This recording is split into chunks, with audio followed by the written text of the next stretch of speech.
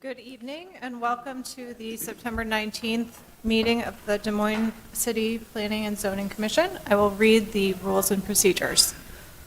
The Plan and Zone Commission is generally an advisory body to the City Council. The City Council will hold a public hearing and make the final decision on all matters before the Commission other than site plans and subdivision plats, unless denials or conditional approvals thereof are appealed. Please contact the City Clerk or Development Services Department staff for details on council hearings. Applicant will be given 10 minutes to present the request. Proponents and then opponents of from the public are then allowed to speak in that order, with each speaker allowed a maximum of 5 minutes. The applicant is then allowed 5 minutes for a rebuttal. The hearing will then be closed and the Commission will discuss and vote on the issue. All comments are to be germane to the item under consideration, and speakers are to maintain a courteous manner. Items listed on the consent portion of the agenda will not be individually discussed and will be considered for approval in accordance with the recommendation of the staff report, unless an individual present or a member of the Commission requests that the item be removed from the consent agenda and considered separately under the public hearing agenda. Could we get a motion to approve the minutes from the September 5th meeting? All in favor, please raise your right hand. Any opposed? Any abstentions? Thank you. I will now read through the consent agenda items. Item number 1 is a request from Haymarket Investors, LLC, represented by 7 Brew, Iowa, for review and approval of the public hearing site plan 7 Brew Drive-Through Coffee for property located at 4341 Merle Hay Road, now addressed as 4241 Merle Hay Road, for the following type 2 design alternatives. A, reduction in the minimum required primary frontage coverage from 60% to 17.6%. B, allow a primary frontage build-to zone of 54 feet when 0 to 10 feet is required. C, waive the requirement to have an entrance on the primary frontage facade. And D, allow a drive-through facility in the front yard. Are there any people in the audience this evening who would like this item heard discussed tonight? Anyone on the commission? Item number 1 will stay on consent. Item number 2 is a request from Steinbeck Properties, represented by Usman Haq, for the following regarding 2 parcels located in the vicinity of 955 24th Street. A, determination as to whether the requested rezoning is in conformance with Plan DSM, and B, rezoning the property from N5 Neighborhood District to N52 Neighborhood District to allow the construction of a 2-household residential dwelling. And the staff recommendation in the report is to continue this to the October 17th meeting. So if this is approved via consent, it will get continued till that time and heard then. Do I need to ask? We'll ask if we can. Is there anyone here who would like this item heard tonight and discussed? Anyone on? I just want to confirm, is there anybody in the audience that's here for item 2? Just want to make sure you understand that the item's going to get continued. Okay. Okay. Anyone on the commission? Item 2 will remain on consent as well. And item number 3 is a request from HRC NFS 1 LLC, represented by Caleb Smith, for review and approval of the preliminary plat, Grays Station Plat 8, on 10.28 acres of property in the vicinity of 1400 Tuttle Street, which would allow for 30 lots for row house development, which is 30 household units. Would anyone in the audience tonight like this item moved to the public hearing and discussed? Anyone on the commission? Okay. Item 3 will remain on consent as well. Could I get a motion to approve the consent agenda? Thank you. All in favor, please raise your right hand. Okay. Thank you. Item passes. And then our first public hearing item tonight is number 4, request from Measured 3708 Southeast 14th Street LLC regarding property in the vicinity of 3710 Southeast 14th Street to amend Plan TSM to revise the future land use designation from medium-density residential to high-density residential to allow expansion of the existing multiple household residential development so that it has a net density greater than 17 dwellings per acre. And Jason has comments about this. Yeah, I just wanted to let the commission and the audience know that the applicant was not able to attend the meeting tonight. So if there's going to be questions and concerns, we probably need to continue the item. Were there folks here for this item tonight in the audience? Okay. And I assume you probably had questions and concerns. You're not here to just voice support, right? You have questions, concerns? Yes. Okay. So then. Yeah, okay, so then I would recommend that the item be continued to the next meeting so the applicant can be here to be able to answer their questions. That is, next meeting will be. October 3rd? Yes, October 3rd. October 3rd? Yes. Okay. So we'll go ahead, the commission will need to take up a vote, but if you could let us know if you have questions, you can reach out to the planning office, but or Shreyoshi on your way out can talk to you. But, We tried the planning office, so we couldn't get through. No one is available. Okay. We tried 4 extensions, no one is available. okay. We're getting run around. I'll have you talk to Shreyoshi with staff outside after we vote. She's not going to be a part of the next item, so she can give you her personal contact. But anyway, you'll want to attend the October 3rd meeting. Okay, could we have a motion to move item number 4 to continue that to October 3rd? So moved. Thank you. All in favor of the motion, please raise your right hand. Okay, motion passes. Which brings us to item number 5. Jason will present this. It is consideration of the following amendments to chapters 134 and 135. A, amendments to Chapter 134, including expanding the agricultural use category, creating a separate data center use, eliminating the separation requirement for liquor, beer, and wine sales associated with a restaurant use, increasing the allowance for medical office and daycare uses, and other miscellaneous items. And B, amendments to Chapter 135, including altering permitted use limitations for certain building types, providing setback averaging for street, side yards, or for the house building types, and other miscellaneous items.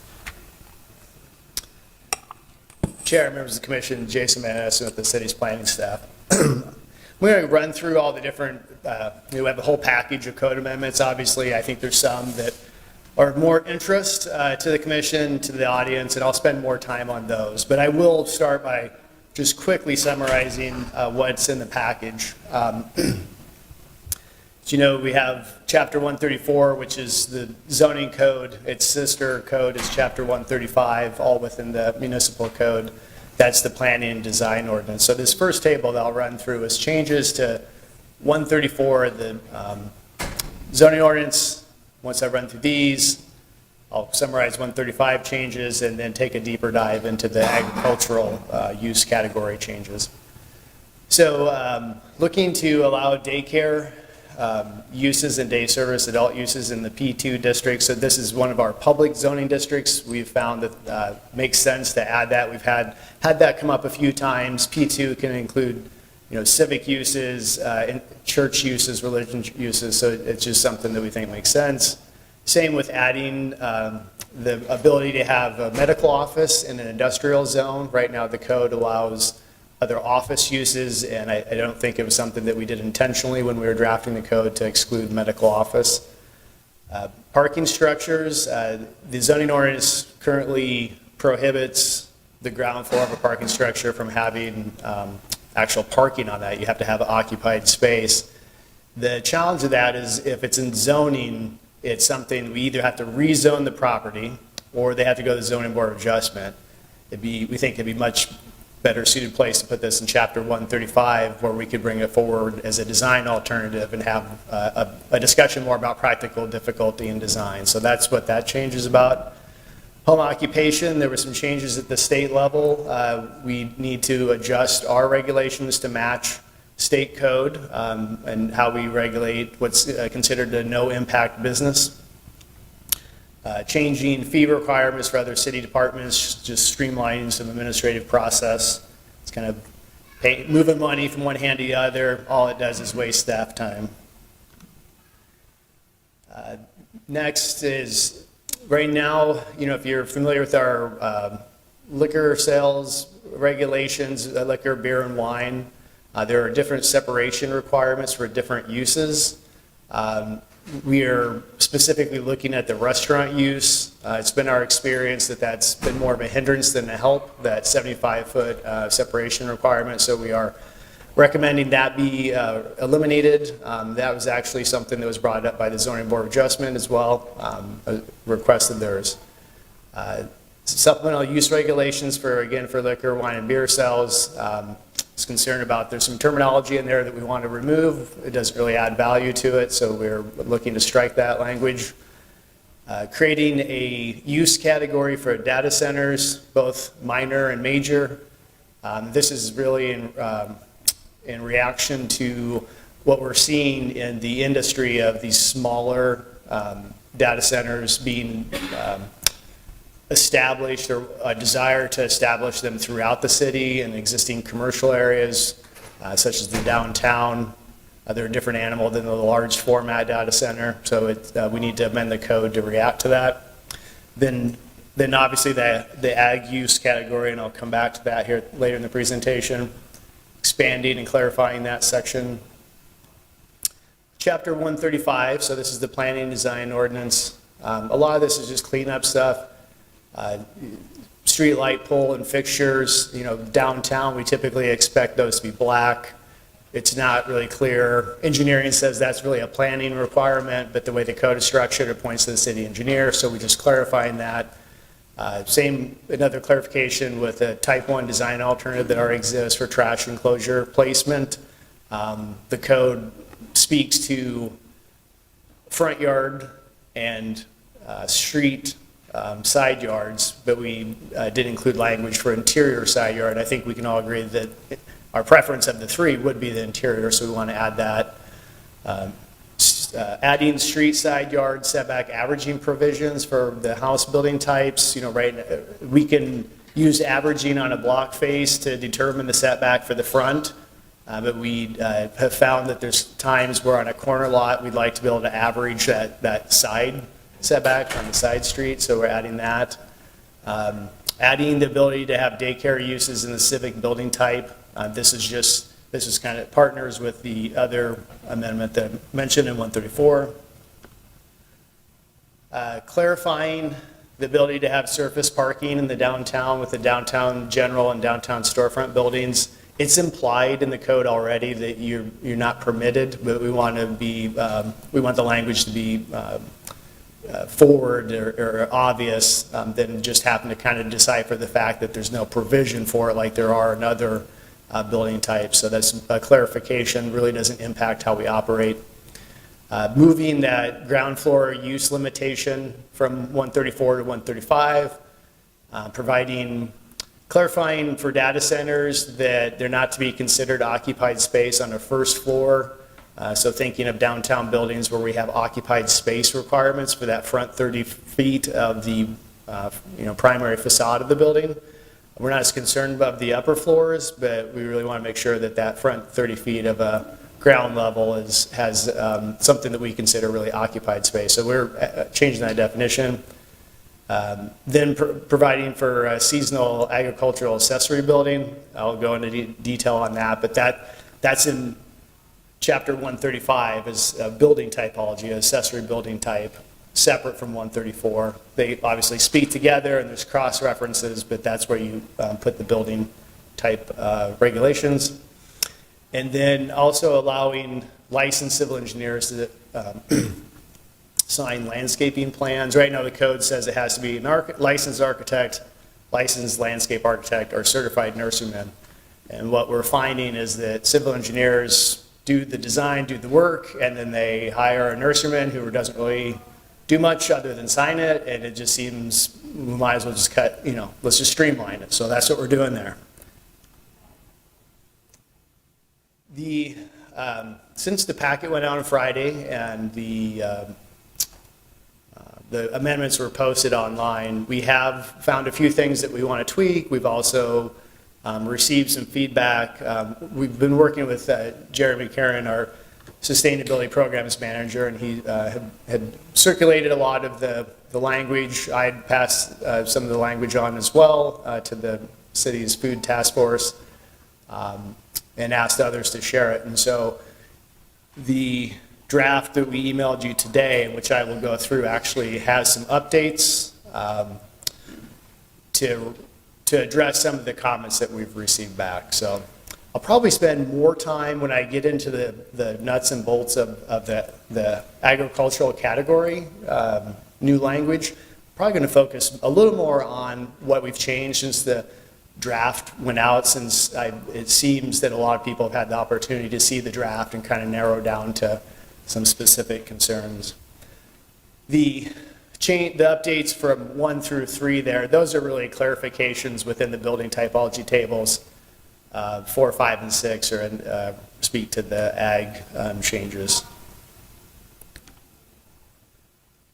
So with that, I'll go ahead and focus on the agricultural category. The one thing to keep in mind here, and why I'm going to spend a little more time, often when we're before you with code amendments, they're much more like the code amendments that I've just kind of run through really fast. They're tweaking existing language, they're reacting to some changes in business models, whatnot. Not a lot of complexity in the sense that we don't really need to take a deep dive because we're looking at it, tweaking a couple words in an existing sentence. Here, I think before I get in here, I do want to let you know, this was a little bigger undertaking. We have basically rewrote the entire agricultural section. In doing so, there were some certain principles or parameters that we've followed, or some things that we need to keep in mind as we draft code and we think about writing code. And those are that we need to have consistent code structure, so we need to maintain the structure that already exists in the code. So it's not not simply just going to copy and paste exact language from maybe another community and put it in here. We have to figure out how can we fit this into the structure that already exists. So there's continuity in the code. And that continuity is also about common code language, using terms and writing things in a manner that are consistent throughout the code that allow you to handle similar situations in similar ways. So there's a lot that goes into it, and it does take time and resource to really do it right. And so I think it's important for the commission and the audience to know that those are like big principle things that we have to keep in mind when we do this, and that guided how we ended up creating this language and the format that it's in. We looked as staff, there's a group of us that worked on this, looked at the goals of ADAPT DSM, which is the city's resiliency plan. We also looked at the work that the Food Security Task Force has done, the city's task force. Some of the goals that came out of the work that they had done. Actually met with them, it's probably been a couple weeks now, and reviewed a draft with them, which has been modified from what they saw. We looked at other information out there as far as relied very heavily on the document from the Iowa State Extension Office, looked at Boston, Kansas City, St. Paul, some other local examples of Cedar Rapids and Iowa City, just for context about what other people are doing in Iowa. And then really thought about, again, looking at these other examples and all this research and going back to how do we fit this into our code structure? How do we keep it consistent? Consistency in the code is important for implementation, both on development review side. It's also very important for code enforcement and interpretation side. So I can't say that enough. The chart you're looking at now is the existing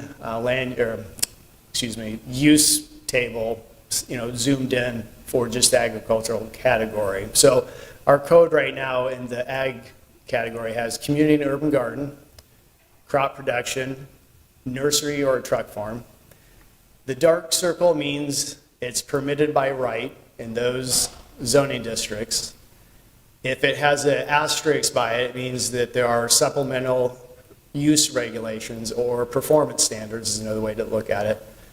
If it's an open circle, then it's a conditional use. So conditional use requires review by the Zoning Board of Adjustment, and there's a set criteria. So there's a process, and there's a neighbors get notice and public hearing and that sort of thing. So you can see currently community urban gardens allowed across the city, other than in flood districts, it's a conditional use. Crop production and nursery and truck farm are allowed in the ag districts, public districts, and conditional uses in kind of our industrial heavy business park, heavy commercial business park districts, and then conditional use in flood districts as well. So that's what's on the book today. The proposed amendments changed that. We changed some of the language. We're going to tweak some of the existing categories to better reflect what they are. So creating an aquaculture, aquaponics, aeroponics, and hydroponics category. Expanding that truck farm nursery category to also also reference greenhouses, orchards. Clarifying crop production as row crop production, traditional farming in like long-term sense of what we think of here in Iowa. And then adding an urban garden and an urban farm. And so really the difference between those two categories are intensity and what's allowed there. Urban garden is a little more limited, actually still would allow for more things, more flexibility than the current community and urban garden. We can get into that detail, but you can see that would be permitted, if this amendment is approved, that'd be permitted in all districts. Urban farm would be permitted in all districts except for it'd be a conditional use in our residential or neighborhood districts where the higher level of activity that an urban farm is permitted to have should have an extra layer of review. And then those two categories, truck farm, rural crop production, stays static. Other than in the flood district category, we are recommending changing those bottom four to allowed by right and not a conditional use process. The aquaculture category in hydroponics, we've left that still as it's a new proposal, but most uses in the flood district are actually conditional uses. So that actually follows the premise of most of the rest of the code. And if you read the description of that district, it really is, this is indoor farming, vertical farming, kind of large scale in a building. And again, the thing to keep in mind too with these categories, these are principal uses. These are not accessory uses. Accessory uses can be allowed elsewhere because they're accessory to something else. So it's possible that an urban farm, an urban garden is going to have hydroponics as an accessory. It's possible that somebody's house might have that. It's possible that A greenhouse is going to be accessory to, to a new urban farm. You might have a greenhouse in your backyard. Those are accessory uses. Again, this is principal uses of a property. So it's like standalone. There's not a other use that is kind of more intense of that land. So anyway, that's the big change there. Again, I'm not going to read through all of this just because I think it's been out there. If there are questions, whether it's from the commission or the audience after they speak, I'm happy to get up and go in a deeper dive. I just want to be respectful of everybody's time. But anyway, this is the description of aquaculture, hydroponics, and everything in between. Big key there is it's in a building unless it's in an ag district. Greenhouses, nurseries, orchard farm, truck farm, row crop production. We just added some language to those two categories. They're essentially what they were before, just expanded and better explained what they are, that they're intended for large scale equipment, large tracts of land. These are bigger facilities that need to be in less parts of the city, or be in, and they also don't really have any performance standards. So it's really important that they be located in places where it's not important to have, the interaction with their neighbors isn't as critical, and how that's kept an eye on. Urban garden is very similar to the community and urban garden that exists today. Some big key differences is we've eliminated the fence requirement. We've allowed some sales. You don't have to have a conditional use. Originally, we were thinking, well, let's mirror this up with what you're allowed to do is a garage sale. In the city of Des Moines, you can have 2 garage sales a year, each of them be 4 days long. We got some feedback that maybe that's not enough. Maybe relook at this. So we adjusted. We went to 8 events in a year, 2 consecutive days. There's some hour limitations. It needs to be crops that you've grown on site. Again, this is intended to be. This is allowed by right, so a little less impactful. Since Friday, we had some of the feedback that we got through Jeremy had to do with just how we describe the equipment. I think in our minds we were all working towards the same thing, but we've clarified some of that. So instead of garden tractor, we're suggesting it be subcompact tractor. That's the biggest change. The other thing that we've done here is in this language as compared to the current language is we've clarified or added language that lets yes, you can have accessory buildings. You already allowed, again, accessory uses can always be found to be permitted. And so a community and urban garden already has the ability to have a shed, have a greenhouse, but we've put specific language in here so there's not the confusion that maybe it's not permitted. So that's been added. We've done a better job, I think, of allowing for composting, added some language there, clarified again that there can be these accessory uses. Even though the code already permits accessory uses, we did, like Jay, for example, we don't have to put that there, but just to make sure everybody's on the same page and it's obvious that that's permitted, we're saying let's put the language in. Urban farm, this is where the activity is getting a little more intense. You can see in the description at the top, it allows for educational activities, volunteer programs, farm tours, youth programs, farming classes. It allows for, regardless of the zoning district, you can sell any type of product. There are some hour limitations. Again, if you're commercially zoned, industrial zoned, the hour limitations don't apply to you.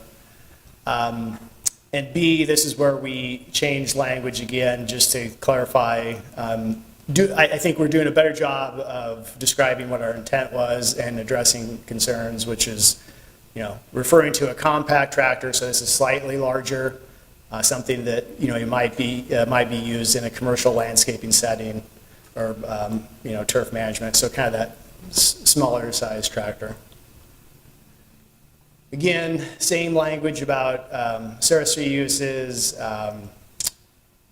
composting, all the similar language as the urban garden.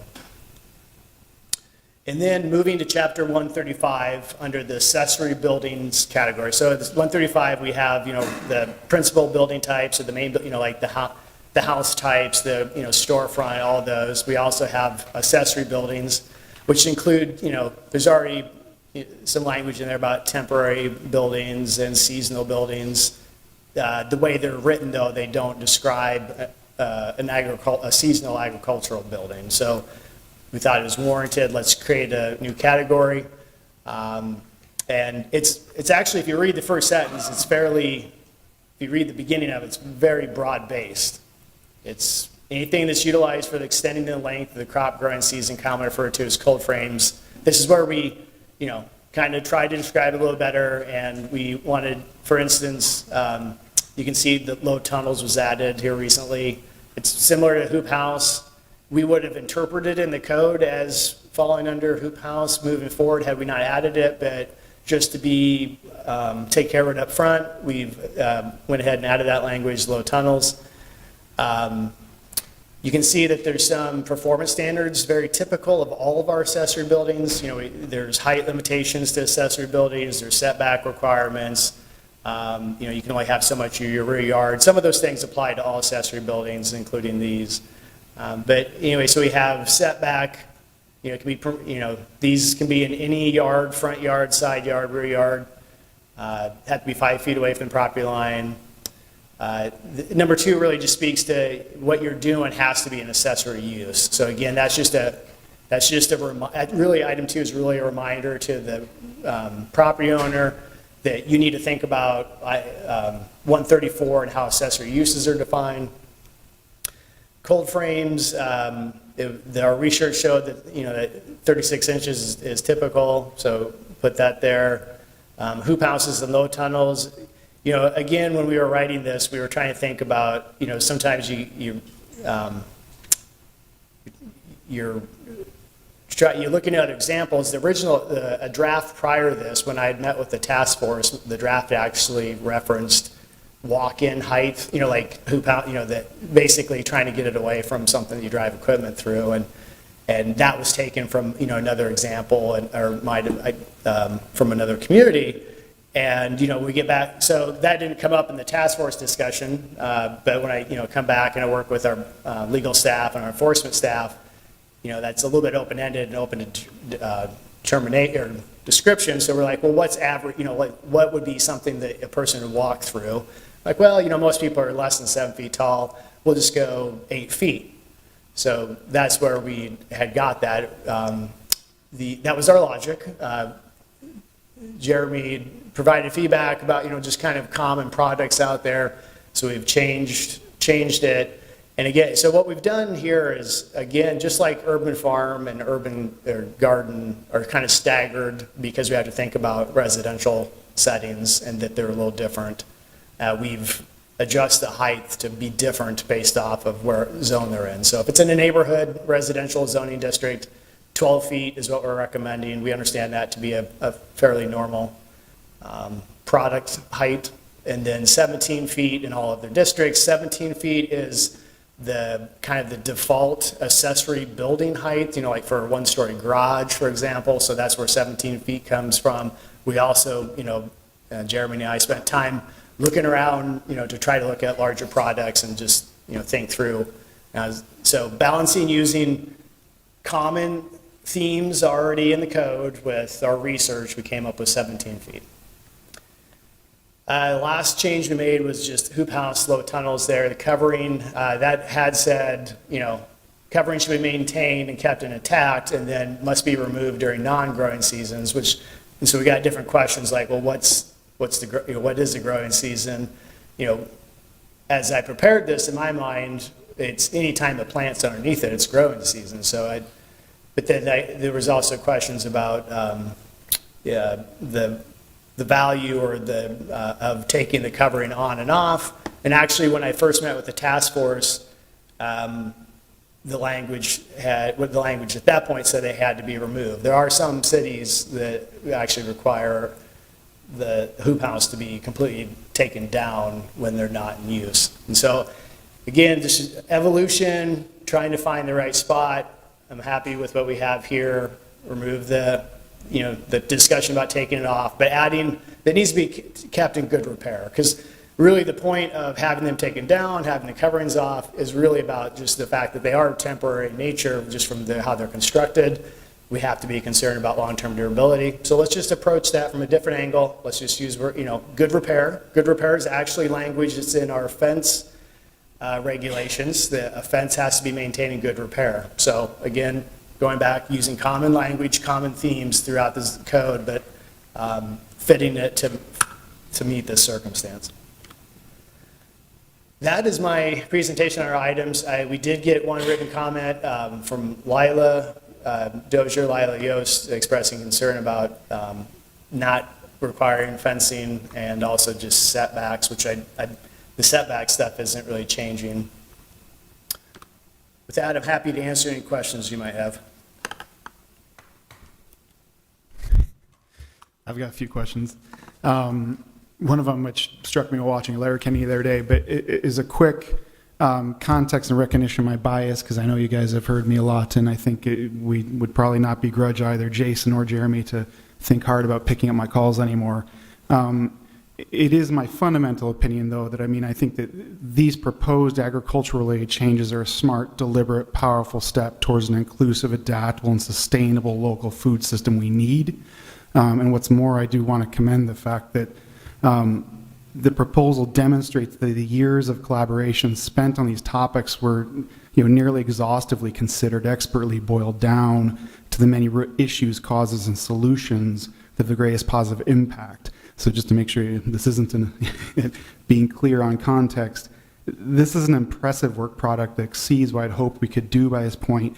And even when I think participants who may feel the collaboration process could sort of seem long, thankless, or invisible, this proposal demonstrates the respect staff has for the effort and that our citizens put in when providing public contributions. Even with the last minute changes on the 12-foot thing, that was the explanation. Was one of my questions, is why the 8, the 12 is great. I think it's a really great response to some great feedback. And my first bias piece is I do believe this is excellent work product, and I think our community will be better for it if it's adopted. My question is on a few interpretation pieces. With things like self-serve farm stands, as I say, when Letterkenny or Wayne and the gang are hanging out in front of the farm stand, and you sort of rock up, put your money in, head out, how would that be interpreted? Would that be something that is thought to be allowed by right under urban garden? Would it need to be an urban farm? And would it be looked at differently if it were electronic, like if it were a fresh food vending machine, like the one that Community Foundation and Aubrey Alvarez with Eat Grow Des Moines were promoting a number of years ago? Where do we think those types of things would fit with respect to on-site sales, relative to sales and events and that sort of piece? How do we interpret those as fitting? Sure.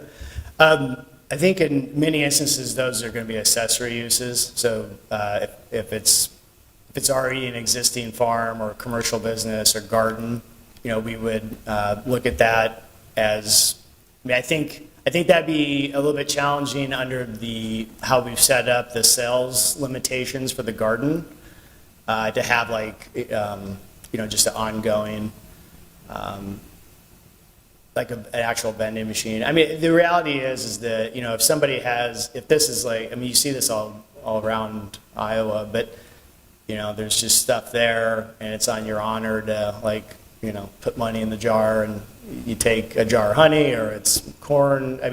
That's gonna largely, that sort of thing is so incidental that, that's just kind of accessory to whatever that person's house is or what's going on.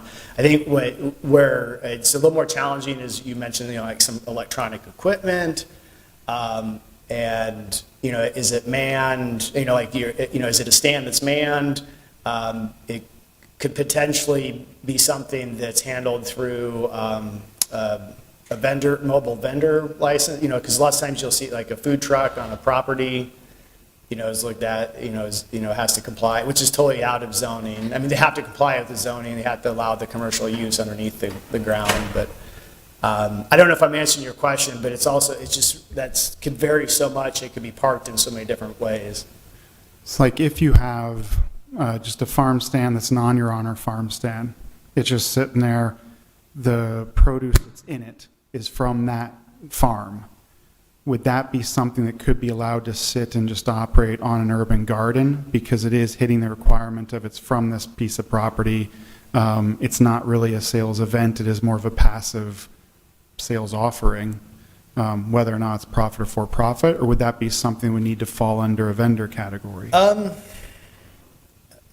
I could see if you want to add for passive sales, like if the commission would be inclined to want, I mean, it never hurts to clarify something that's that unique.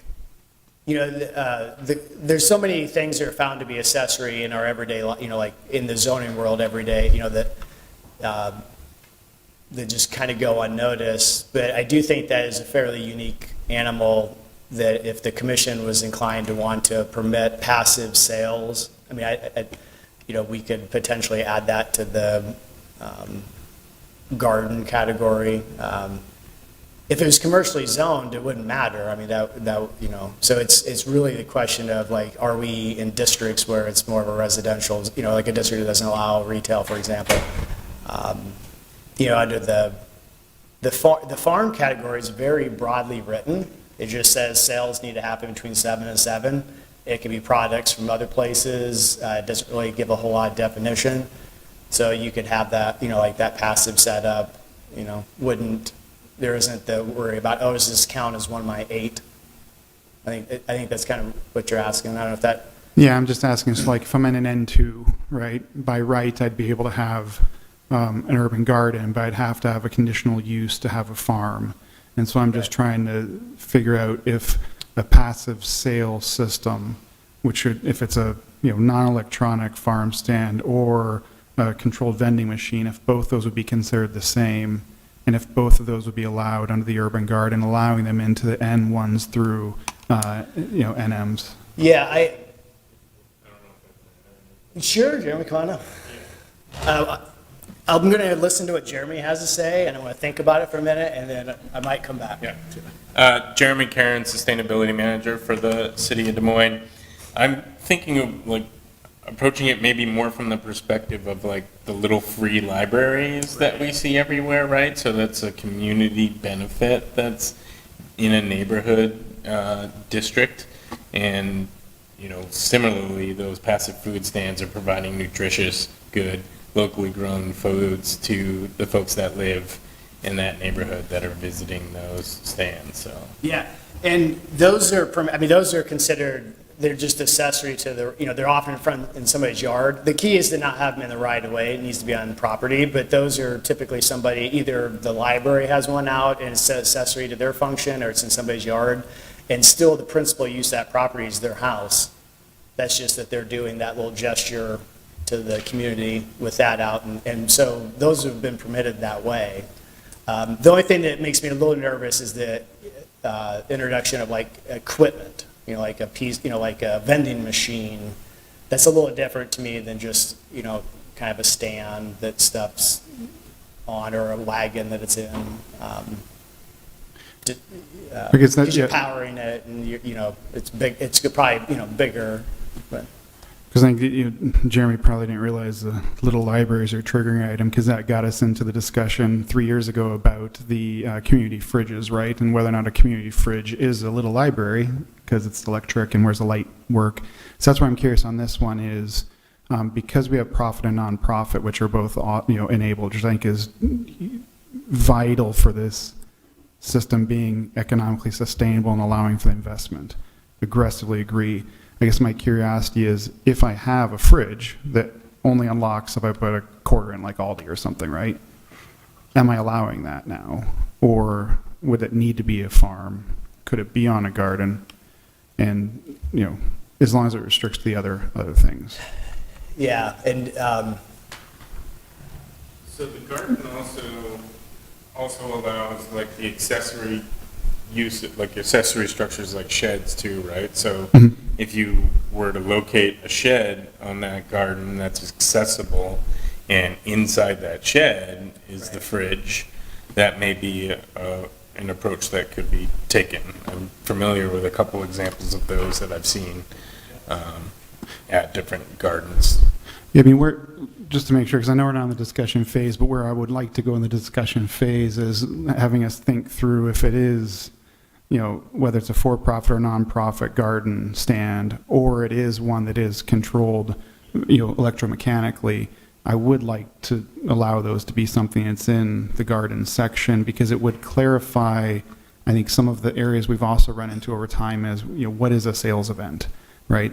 Is showing up at a vending machine, is that a sales event? Does that count against our 8, right? I mean, and that's the one thing I'd like to help make sure that we are fully clear on what our interpretation of the sales event. Anything if it's equipment, I think we need to look at that as being inside, in a building, or in a true structure. So, a fridge or some sort of vending machine, I don't think we'd envisioned any of those categories where it's just going to be floating out there. It's, could it be in a structure? You bet, like as described. And I think I would have some reservations about, going outside of keeping it in having it be in a structure. Well, I'm happy with it being in a structure personally, no opposition there. I'm just wanting to clarify, because we are identifying boundaries on the number of frequency and expansion of a sales event. I would just love to see, things that can generate passive income, like a farm stand or a vending machine, not counted against a sales event. That, I guess, is more my interest. Sure. Why don't we pick that up again when we get to sorry. the discussion section? I want to make sure that we get everybody's questions answered, and I know that Will has one. Yeah, thank you, Madam Chair. I have a question, if you could go back to the seasonal agricultural buildings, the accessory buildings, yeah. As I understood it, that these special kinds of hoops and tunnels and so forth would be allowed in the front yard, the backyard, and the side yards, in the front yard as well as the other 3 aspects of the yard. Is that correct? Yes, it'd be allowed in any yard. So these buildings that can be, a yard tall can be in the front yards of residential properties. Yeah, and I think that's a fair question and concern, observation. I went back and forth on that, thinking this through. If it's a standalone garden or farm where there's there's not a house, I don't know that I'm not sure that I'm as terribly concerned about it being proud of the houses, on that street. But obviously, if there's a house on it and it gets plopped in the front yard, a hoop house is 12 feet tall would. And again, when writing code, my mantra is to try to write stuff that works well most of the time, because we can't. It's really hard to, no matter how hard we kill ourselves to try to think of absolutely everything, we will never think of everything. And so you have to write the stuff that it applies well to most cases and then adjust as you need to. But I think that's a fair observation, Will. I don't know about other people, but I think I have a problem with that. In fact, I'm sure I have a problem with that. Not the backyard, not the side yards, but the front yards. Residential properties in Iowa, particularly in Des Moines, have certain qualities, and it's an open feel and it's a uniformity feel. And when you start having ancillary things in the front yard, it begins to break up the feel and harmony of the whole streetscape. And I think that I would suggest that the city think about that more clearly in terms of allowing these in the front yard. Yeah, my recommendation, if the commission is a collective, again, we're trying to work toward, trying to get to the finish line. I would suggest if we wanted to address that in number one up there, that we just use descriptors like the N and NX, like we did in item 4, where we separated the height out by residential and non-residential, that in the setback, maybe in number 1, we would prohibit them in the front, the front yard in N and NX districts. That'd be a way to, I think, address what you're getting at, why still in a commercial district or industrial district, it wouldn't matter at that, they'd be able to be 5 feet. So that might be one solution to address that. That would be, I urge you to consider that. Well, I'm open to it. I'm not, I think I'm looking to the commission as a collective to decide if you want that in there. I'm not opposed to that at all. We'll come back to that Okay. when we review them. You bet. And I have one more question, if I'm allowed. We had quite a conversation about all of this at our last meeting, and I see Mr. Francois is here tonight. I guess my question is, if these regs had been in effect when he had proposed and implemented the woodland realm garden, would he have been in compliance with these updated regs? He would not have to build a fence. And again, I want to clarify, I'm glad you mentioned that previous meeting. We spilled into a lot of different things, but really we were there to talk about use of the right of way and whether or not it should be vacated and sold. It just so happened that it was related to a community urban garden.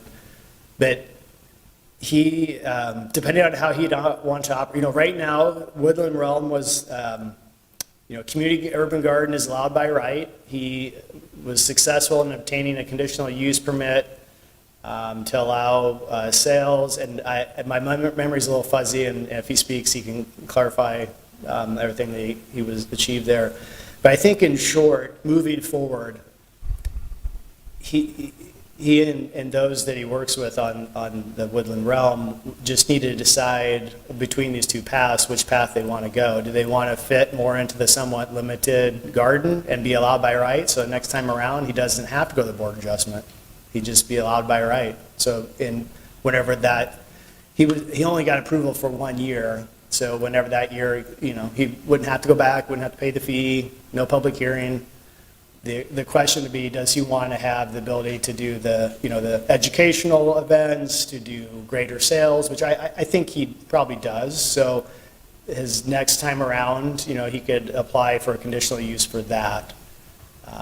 So the shorter answer to your question is this cleans stuff up, it gets rid of the fence requirement, it does create a more direct path for him.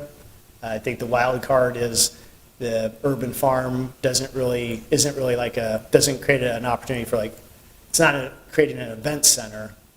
So if he, special events and, like renting the place, I'm not saying that's what he's doing, but if he wanted to include that in his model, he might also have to get, when he got a conditional use for the urban farm, might also have to get approval from the Board of Adjustment for special events. Totally achievable, but that would be all packaged together. Do commissioners have any other questions for Jason before we open it up for public comment? Okay, thank you. Thanks. Can I, Can we do it had after one more. public comment? well, I guess I have one more clarification on, just to make sure, on 135-222-2H2, which is the clarification on the accessory use of the hoop house. Is that just to make sure what we're saying is, as long as it's an urban garden or farm, you can have a hoop house, because in that case, it's an accessory use. But if it's just a general plot, you don't get a hoop house just for a general plot with nothing else going on. Is that what that means? No. Are you talking about the N134, where we describe the urban garden and urban farms? 135-222-2H2, there you are. Yep. The item 2 under H, you made a comment that, hey, we're putting this in here just to clarify, when this can be allowed. So by having this- there, when's the thing it's not allowed? Sure. At first, item 2 is language is common in other accessory building types. Basically, if you're, all it's saying is whatever it is you're doing, in this case, it's, ag building, or if it's a shed or something, it needs to be accessory to the primary use of the property. So all this does is point back to 134, which has, in the specific code section is mentioned,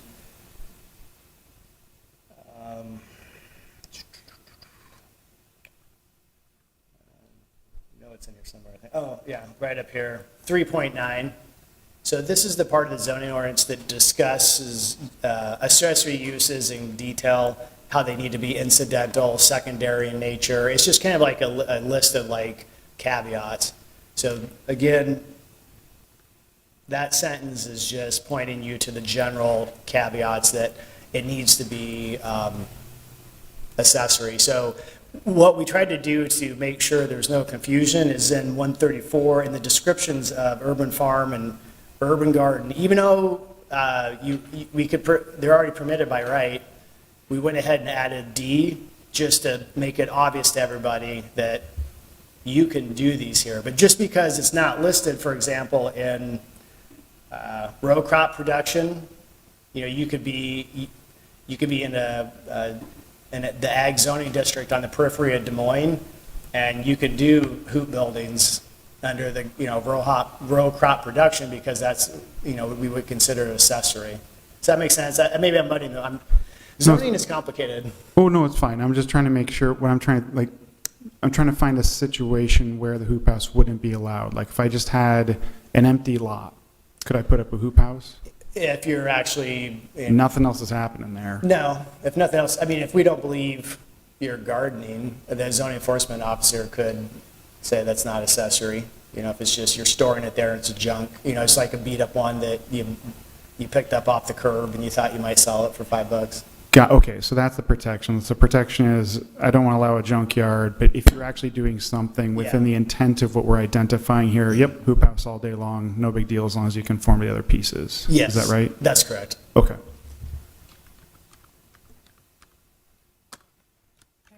Thank you. Thanks. Is there anyone in the audience tonight who would like to speak in favor of this item? Yes. Please come up, state your name, address, and sign in on that white sheet of paper. You can do that now or when you're done. And you've got 5 minutes.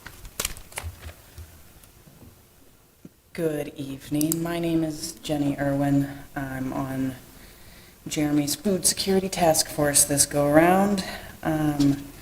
Thank you for these updates. They are long overdue. Long overdue. It will help. It will help a lot. I have a couple of suggestions remaining. I like a lot of these tweaks from the past few days. Thank you. One of my suggestions is on the sign that's mentioned on both the garden and the farm.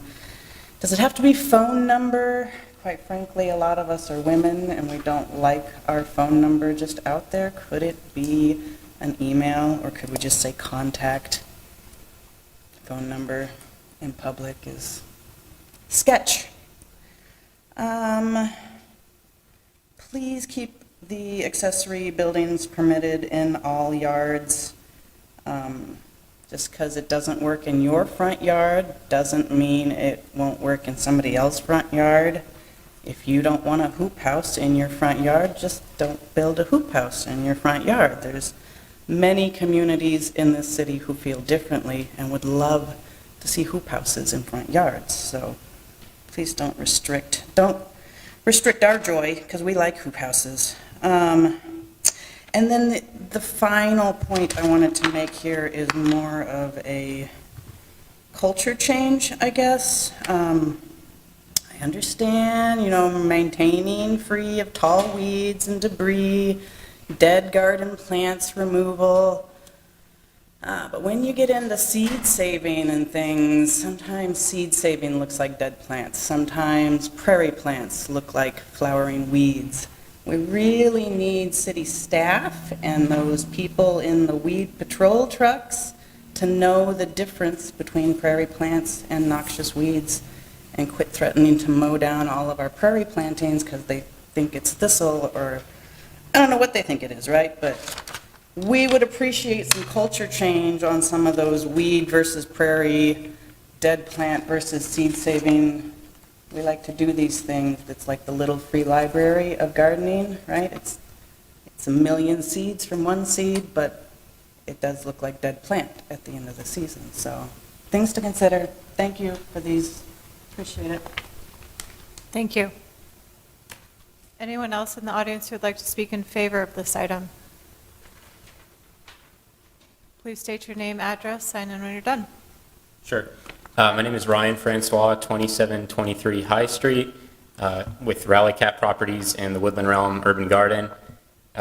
Also want to echo my support for these changes. I really appreciate staff's effort to move what seems like fairly quickly on a major change that I think has a lot of, will do a lot of good for our city. I also have a couple minor clarifications that I would recommend. I wanted to echo the point on contact information.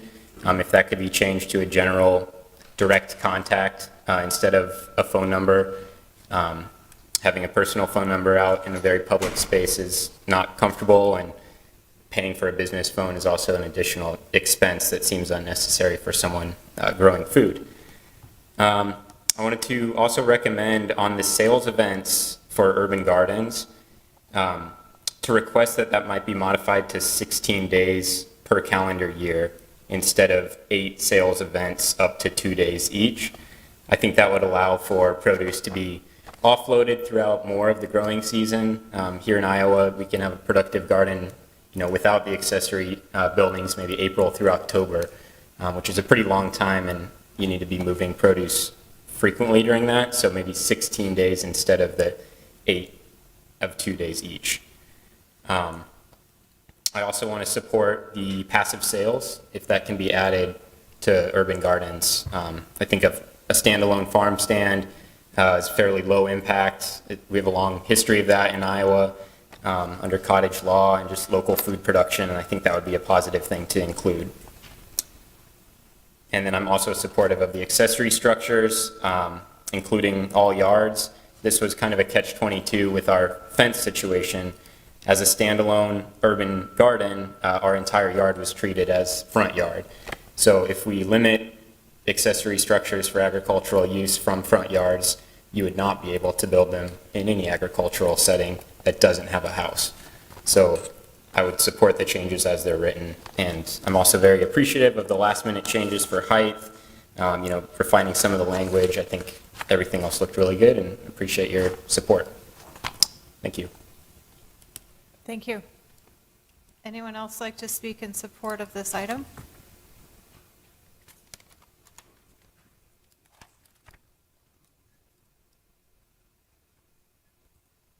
Please state your name and address, sign in when you're done, and you've got 5 minutes. Parker Grimes, 1815 34th Street. I am in support of this. I think it removes a lot of the barriers that were there for urban farms in Des Moines. There is some things like the hoop houses that was referenced, front yards, any plots that are open. There is not a house. Like there's a property down the street that I've inquired with, for me, I've inquired with real estate about. It is a stormwater project that was done. It'll never be built on because there's 2 big manhole covers, but it would be a great property for an urban farm. And if you limited hoop houses to front yards, you wouldn't be able to do anything like that on that property. So I think that the front yard is an important thing to maintain in that. Also on the noxious weed, like you guys have your lovely prairie plantings right in front of this building here. But there is things like canary grass growing in there, which is considered a noxious weed. So it's very arbitrary on how you want to consider that. It doesn't seem like that is necessarily the fairest thing, and it's a very arbitrary, it's on whoever comes to look at the property on what they decide is or isn't a weed in that situation. Like she said with seed saving, when you let lettuce go to seed, it grows a great big head. It doesn't look pretty, but you save all those seeds and that'll become lettuce for your next year. So I think that is something that either different language on that or not leave it to an arbitrary decision on someone who doesn't necessarily know on that. What else was there? I also agree with the contact on that. The contact information, I don't think a phone number is absolutely necessary. I know we want to try and not have issues come here to you guys to deal with. And it's better to have the neighborhood be able to contact people and try and work it out, any problems they have by talking to each other. But that can still be done through an email or a different form of contact like that. I mean, a lot of these, it's at the property. And so, like, say it's in someone's front yard, you can knock on a door and you can talk to them. I mean, I understand you guys want the signing requirements with it, but having it just be an email where someone can still talk, you can reach out to each other and communicate your problems without having the other issues, but a phone number is not necessarily required. Almost everyone has a smartphone or access to internet where you could have an email and contact people that way. But overall, I think this is wonderful that you guys are doing this. I hope you guys support it, and thank you. Thank you. Please sign in. Anyone else in the audience in support of this item?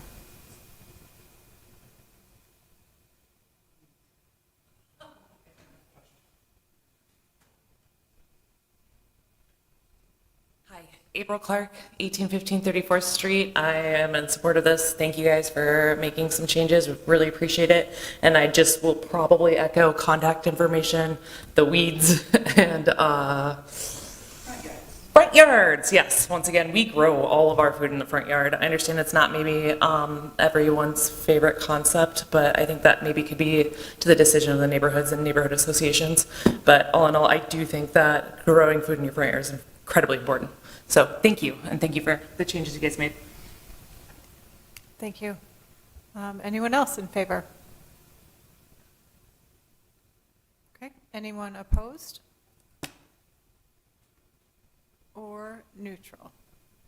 Please come up, state your name, address, sign in when you're done, and you've got 5 minutes. Hi, my name is Zachary Couture. I'm the land and production supervisor for LSI's Global Greens program. So we have urban gardens and farms all around the city. So the reason I'm neutral is because I have a couple of questions, not because I don't support urban farming, because I think this is great.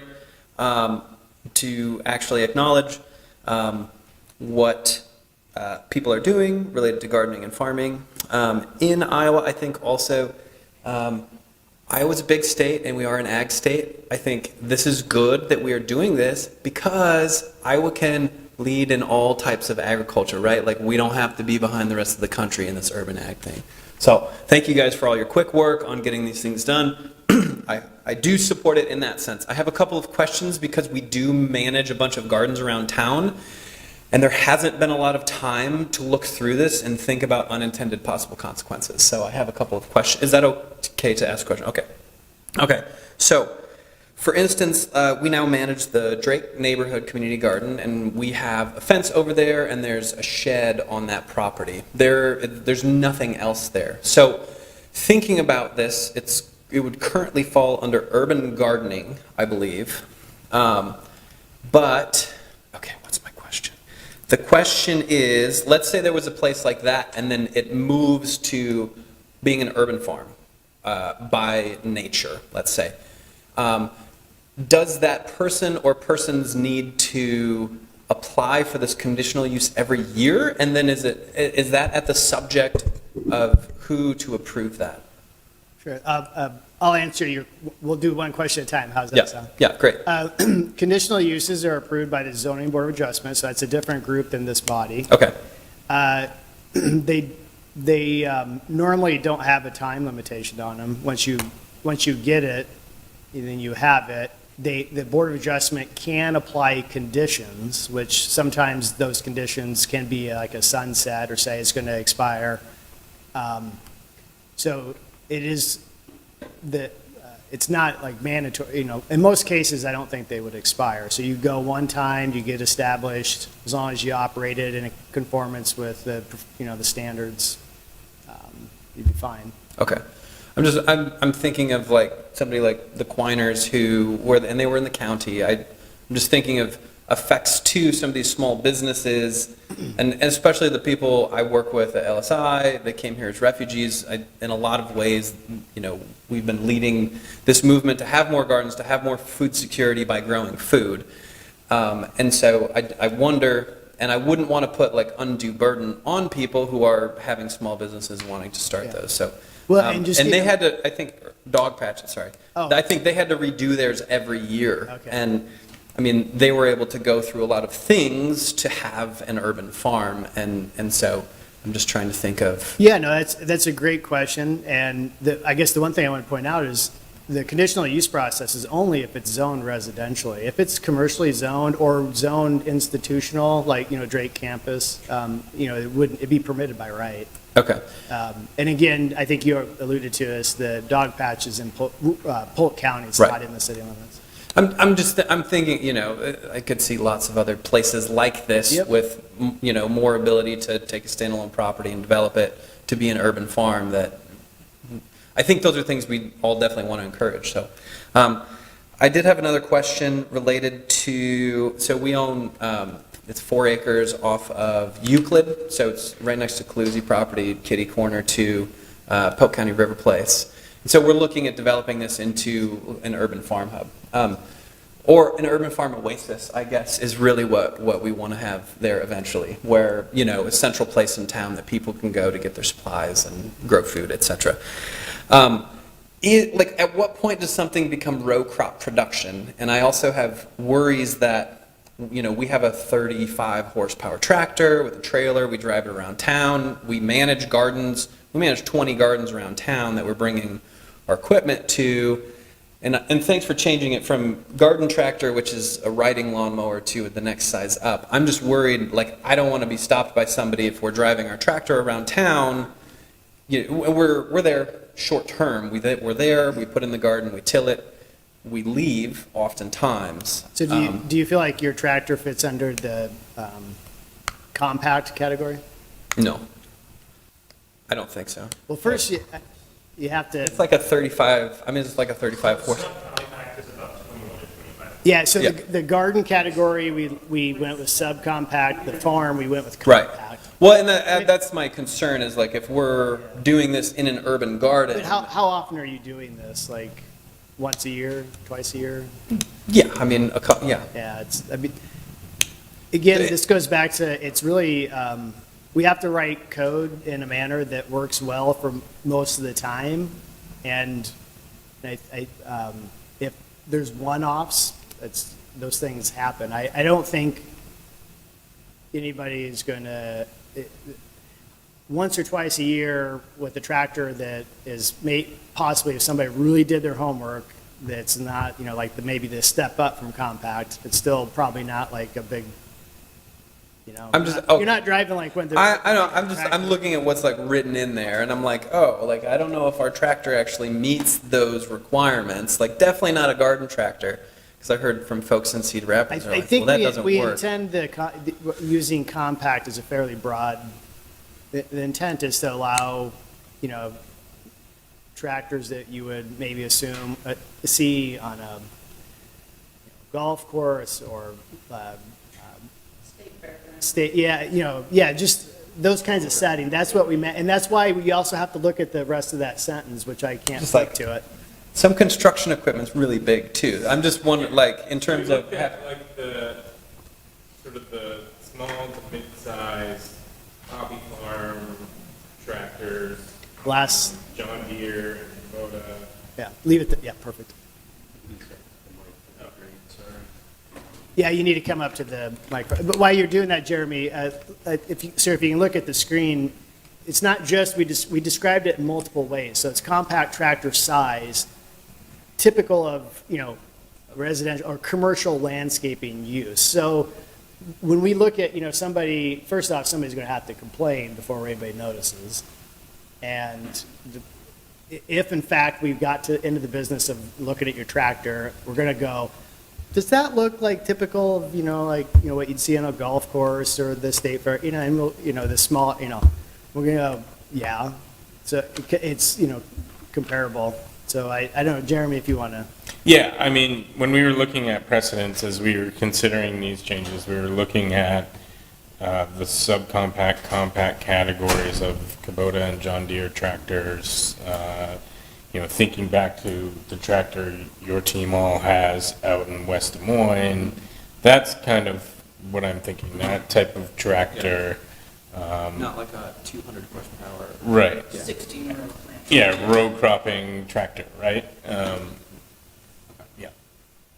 Okay, we are well past the 5 minutes, so I invite you to talk with staff again after the meeting about some of these one-off topics that you might have. Is there anyone else in the audience who'd like to speak on this topic?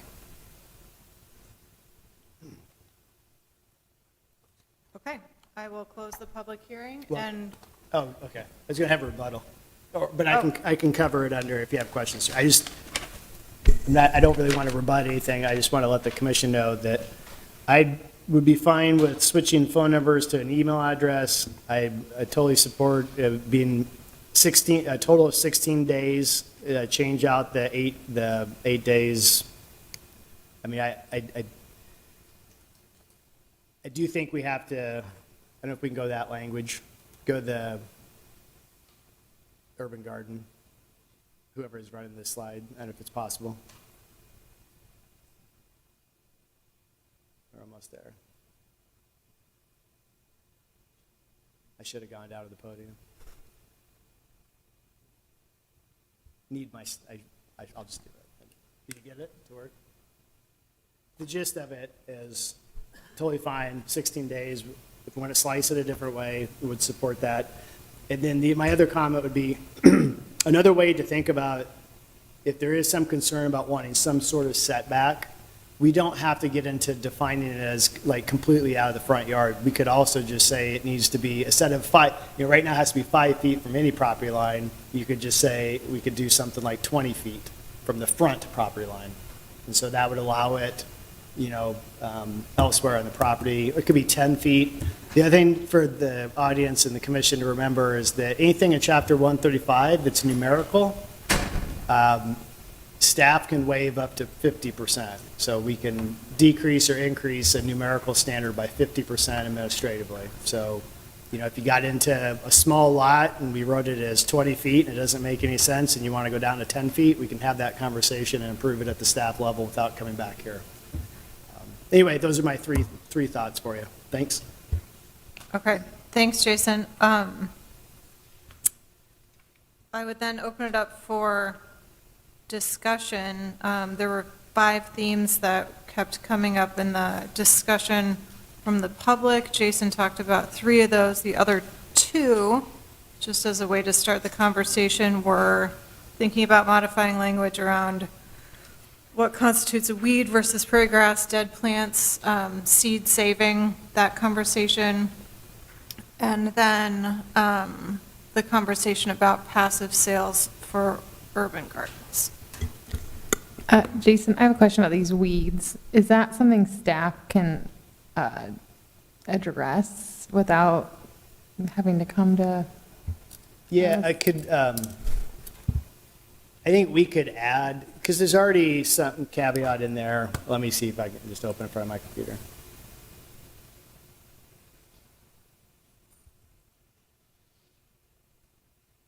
I think we have to, we do need to be mindful of, these are all good actors who are here today, but they're bad actors, can use the same parts of code to, as well. So I think we want to have something in there, but it might be, oh, thank you.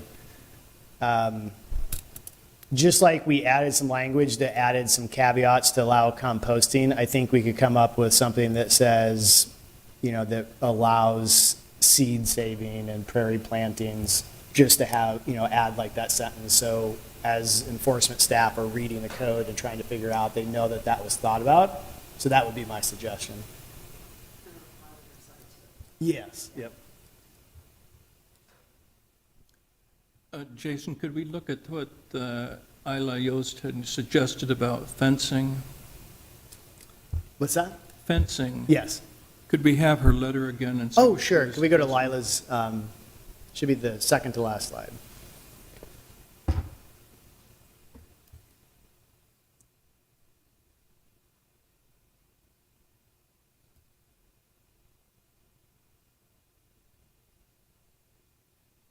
So as it stands in the revised regs, what are or are not the fence requirements? We're recommending no fence requirements.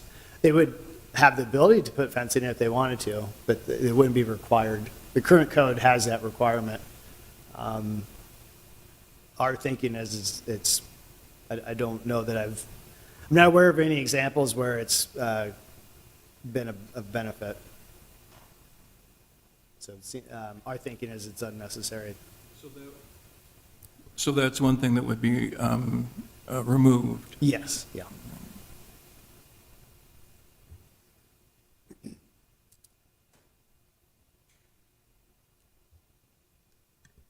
I just want to clarify on the front yard thing. So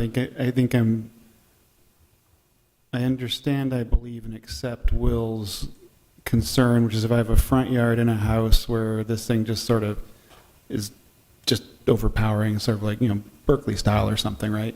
We're saying we don't want to necessarily allow that by right, and so we're going to look at that as an offset solution there, because there are some houses where the house is all the way on the back. I'm thinking like Drew Mayo Fields on either College or Kingman or wherever he's at, where the house is like 80 feet back or whatever it is. It seems like that we wouldn't want to exclude that front yard from being used. Is that what the offset piece would solve? Yeah, that's why. Or setback, setback. Yeah, Sorry. that's why I'm suggesting if you want to address that, we just put in a flat setback. So using a numerical like setback, like 20, 25 feet, instead of saying front yard, because front yard in the case that you described would be everything in front of, by the way the code defines front yard, be everything in front of the house. Right. So in that case, I think a numerical standard would make more sense. And again, it'd be eligible to be decreased but through a design alternative. One other, I guess, just to clarify on Zach's point, I believe it was, so let's say, for example, he set something up in an N2, they want to do an urban farm in an N2, needs a conditional use. Would it not be sort of standard in there that conditional use would be asked for, clarify what I thought the answer was, where the conditional use would be approved, and so long as there isn't a change of ownership or change of use, that conditional use could be indefinite until there's a change? Is that how it would normally work, or no? That's correct, although I think, Bert, it can be, conditional uses can go with the land, right? So you can sell the property. So the conditional use actually could be transferred to a new owner. Oh, interesting. Okay, so they could have an N1, the They renting have urban to farm. operate under the exact same model and write-up as the person that got the original approval, but they could transfer it to a new owner.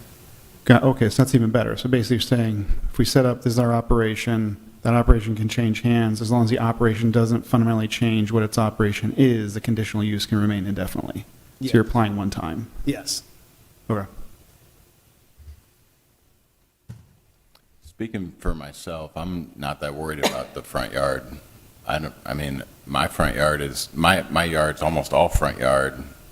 I just have a little tiny backyard, and I don't want a hoop house in it, but if I did want one, I wouldn't want to have to come beg for it. And I don't think we're going to see that many of these things pop up, and they're pretty big investment, and they're pretty cool. It'd be great if all of a sudden our city is full of these little organic produce things where you could go get weird vegetables and fruits, and so I'm not worried about the front yard problem. My concern was that the 36 inches a yard, how many of those could you have in your front yard? Jason had suggested allowing the ones that are lower, as I understood. Well, yeah, I think you said 36, I think you meant the 12-foot tall ones. Yeah, the way the code is drafted now, it'd need to be 5 feet away from any property line, including the front property line. So it could, if there's a house on the lot or it's a residential neighborhood, it could be out, extend proud or extend in front of the houses on that street. But it could be 12 feet tall. But it could be. Yes, and it could be 12 feet tall. 12 feet or 12? 12 feet tall. 12 feet, 12 the hoop feet house, tall. yeah, and 5 feet away from the front or the sidewalk, or however you want to say it, so. How many could you have? You can have, There's, depending on the zoning district, there's different requirements for how much impervious surface area you can have, and you can only have 25% of your rear yard occupied by accessory structures. These are accessory structures. So it's going to be site specific. You couldn't cover the whole thing, but you could have a significant amount of the property covered with them, yes.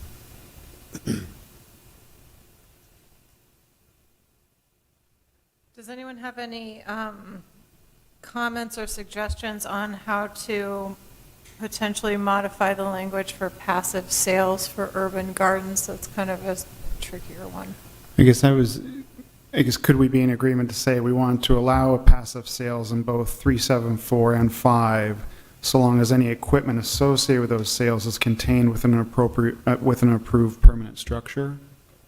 Would that hit Jason's concern on a vending machine? Yeah, versus- and I don't think you even need to add that to the farm because the sales are very broad there, but it doesn't hurt. I suppose the upside of doing that is that in the 7 to 7 provision wouldn't apply. So it probably is, I'm thinking out loud. It's probably a good idea to add it to both of those. I like what you said, Chris, so I'd support that. And I had one other item on modifying the phone number. I'm wondering, just to make sure, like, if someone wants to communicate on Facebook only or Snap or well, whatever the kids do now, however the kids communicate now, I'm wondering is it possible to be phone number or electronic communication? If we put on email and all of a sudden someone's like, I only communicate on, is contact work? Facebook, so why should you be able to call the garden? Yeah, and then people can choose which one they want. Yeah. All right, I like it.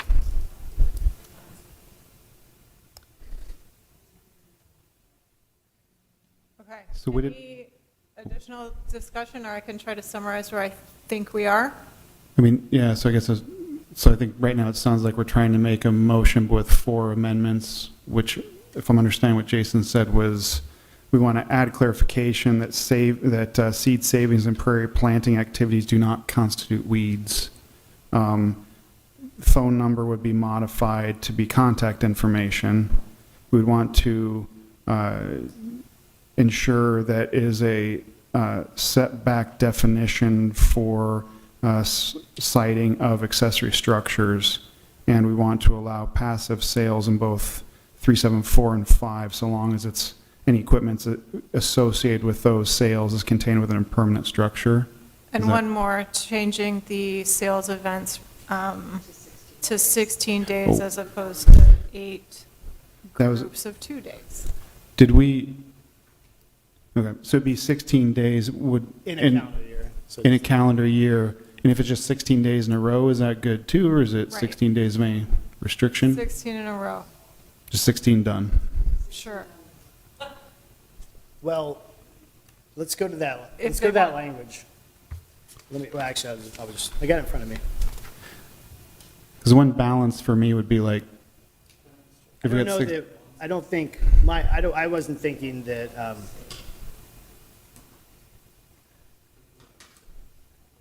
because originally I think it was 2 with a 4-day streak. I If would the- suggest 16 days total throughout the year with no more than 2 consecutive days. I still think, I think at some point, remember, this is just the urban garden. This isn't the urban farm. This is supposed to be limited. It's allowed by right everywhere. I do think the impact on neighbors, if you had one massive sale that's like a couple weeks long, I mean, I'd agree, I mean, yeah, I personally, Yeah.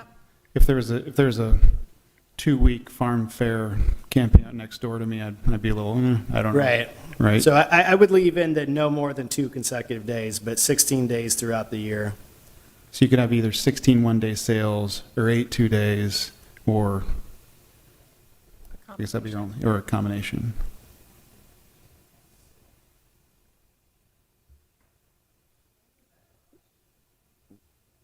Oh, I was just going to recommend maybe with the on-site sales, if we're talking about pop-up sales, it shouldn't have to be in a permanent thing. I'm thinking about people doing like pop-up, like, So, or that, so that was just what?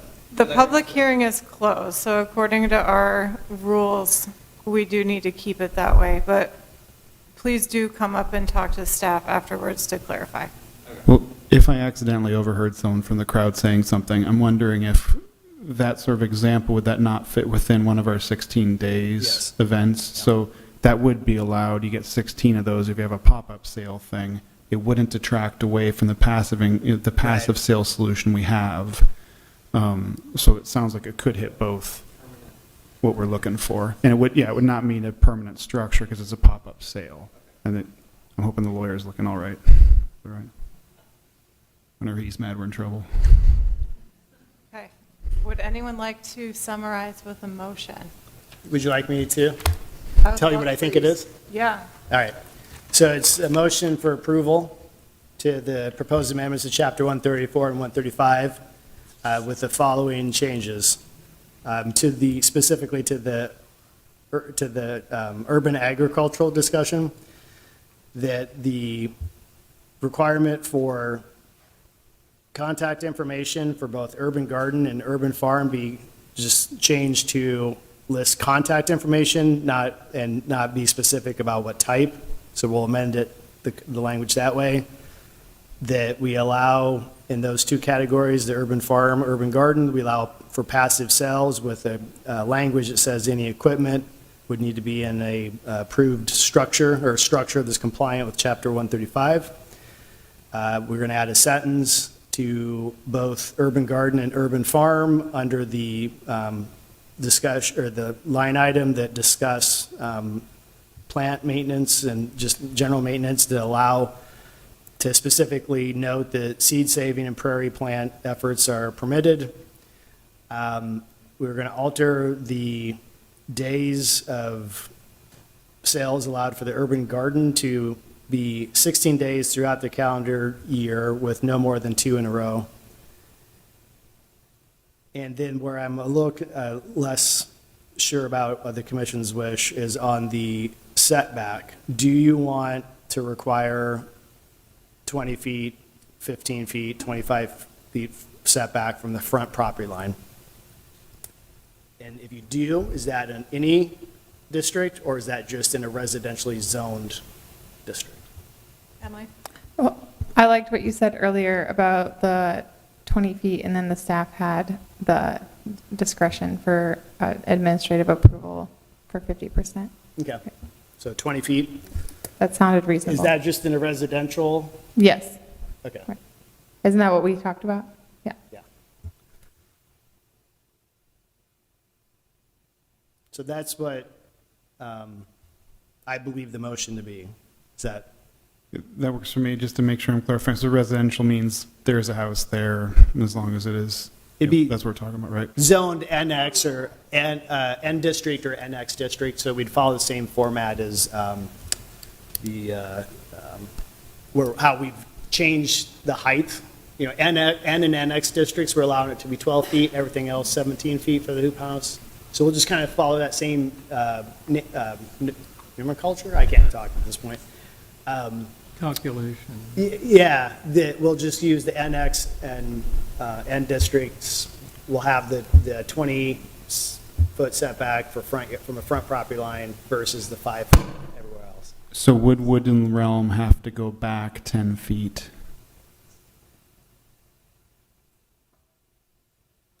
Yes, they would have a hoop house, not their, and I think, So if we made it 10, do we now have no impact, because now right. we'd make sure. How about this? I don't think anybody cares about the planter boxes or the cold frames.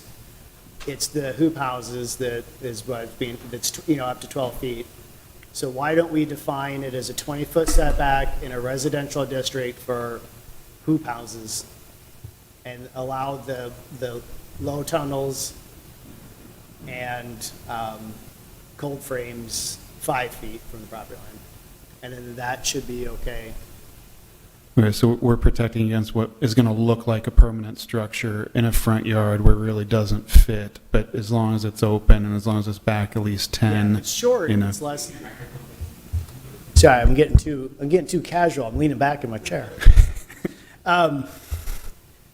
Yeah, so what I would suggest, because I don't think we want, I appreciate you bringing up the Woodland Realm example, that those are, just landscape features. Those actually, I don't believe they're not cold frame, I don't believe, right? You don't have they're just landscape features. So they wouldn't even, actually, none of this language would impact those because those would be just a landscape feature. They're not a, Perfect. That's why I assumed. I just want to make sure that we Okay. weren't missing something dumb. Yeah. Sorry. That So- was, okay. in an NX district, we'll go with the 20-foot setback That sounds good to me. for I mean, hoop I- houses. Am I allowed to Any further move? discussion on the motion? We actually need a motion from one of the members. Well, I thought Chris made Is the that your motion, and I motion? was I'm just- clarifying. Yeah, I tried to anchor a motion early to just get in quick. No, I appreciate it. I apologize. I thought Yep. you had, if I Yeah. jumped in.